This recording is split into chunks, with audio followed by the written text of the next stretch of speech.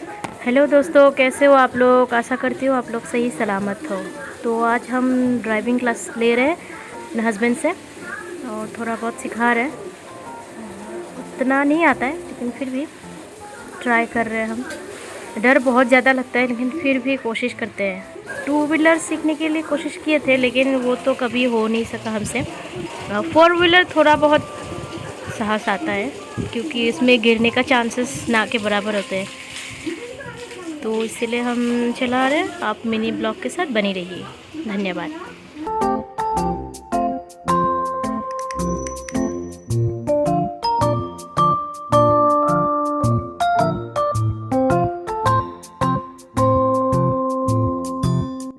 आज के लिए इतना ही काफ़ी है, तो until next time, bye bye.